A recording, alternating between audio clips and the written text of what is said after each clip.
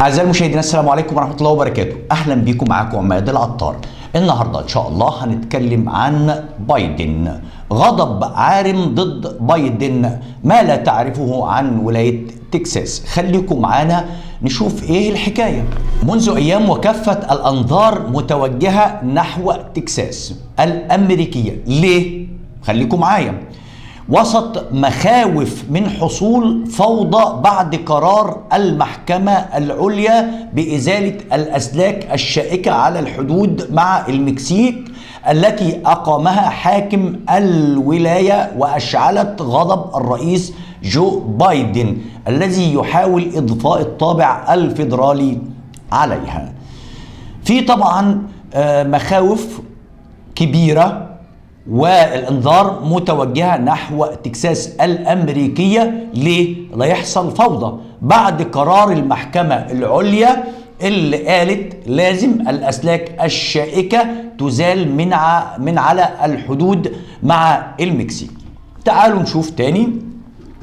فقد أشعل موضوع تنظيم الهجرة الحرب بين بايدن والرئيس السابق دونالد ترامب، حيث أبدى الأخير دونالد ترامب معارضته مشروع قانون جديد توافق عليه الحزبان الجمهوري والديمقراطي، وتحول المشروع إلى مادة تجاذب ووضع ترامب قضية الهجرة في مقدم شعارات عودته إلى البيت الأبيض، محذرا من الوضع على الحدود التي يسهل اختراقها، ومنتقدا بشدة الجمهوريين الذين يدعمون مشروع القانون في مجلس الشيوخ.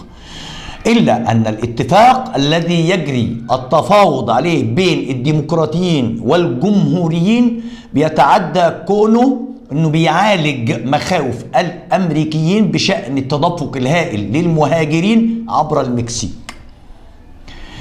إذ يشمل أيضا تزويد أوكرانيا مساعدات عسكرية حيوية. طيب إيه تاني؟ وأعاد القلق من حدوث فوضى محتملة بعد قرار المحكمة إرسال عناصر من حرس الحدود الفيدرالي لإزالة الأسلاك الشائكة التي أقامتها الحكومة أو حكومة ولاية تكساس، عودة شبح الحرب الأهلية ونبش الماضي.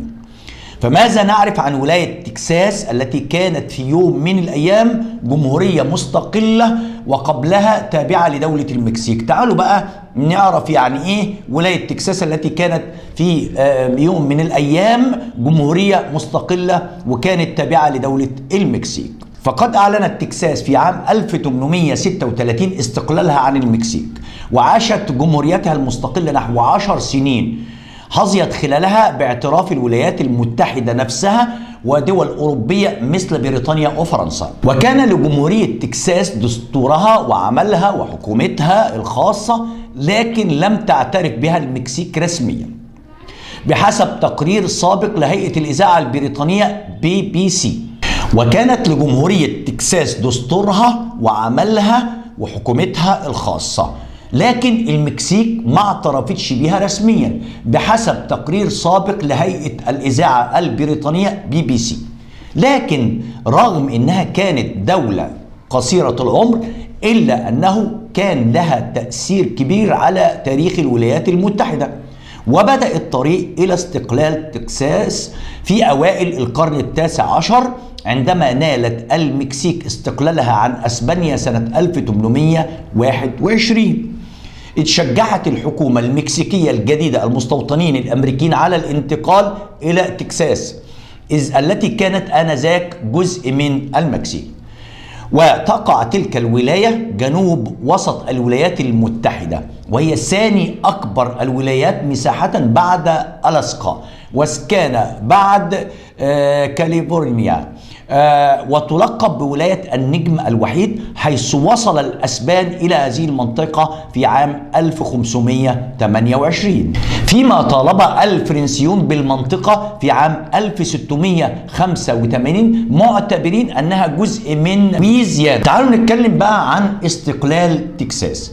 إلا أنه عام 1803 اشترت الولايات المتحدة لويزيانا من فرنسا، لكنها تنازلت عن المطالبات بتبعية تكساس لأسبانيا بموجب معاهدة 1819، وحينها أصبحت تكساس جزء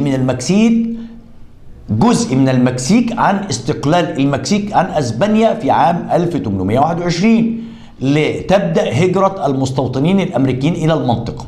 تمام. وبحلول عام 1835 كان هناك حوالي 30 ألف مستوطن أمريكي في تكساس.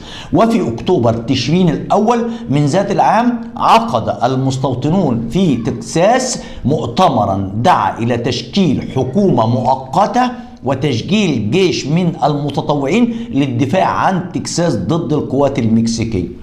طب ايه تاني؟ وفي 3 نوفمبر تشرين الثاني 1835 أعلن تجمع قادة تكساس الاستقلال عن المكسيك وتشكيل حكومة مؤقتة لتكساس.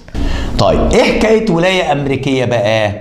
وظلت جمهورية تكساس دولة ذات سيادة سنة 1886 لغاية 1845 عندما انضمت إلى الولايات المتحدة.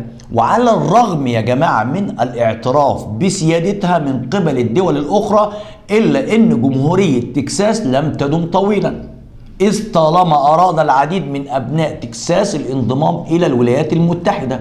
وكانت حكومة الولايات المتحدة يا سادة تحاول شراء تكساس من المكسيك عام 1826. وكان ضم تكساس مثيرا للجدل، إذ عارضه كثيرا في كل من المكسيك والولايات المتحدة. مع ذلك وافق كونجرس الولايات المتحدة على الضم في النهاية، وأصبحت تكساس رسميا في 29 ديسمبر كانون الأول سنة 1845 الولاية 28 للاتحاد.